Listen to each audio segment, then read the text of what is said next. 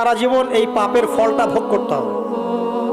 এক, মাদকদ্রব্য দীর্ঘদিন সেবন করেছেন, তওবা করেছেন, ফিরে এসেছেন, আল্লাহ হয়তো মাফ করে দিয়েছেন, আল্লাহ পাক মাফ করে দিয়েছেন, বাট আপনি আপনার দেহের যে ক্ষতিটা করে ফেলেছেন এটা পোষাতে পারবেন না।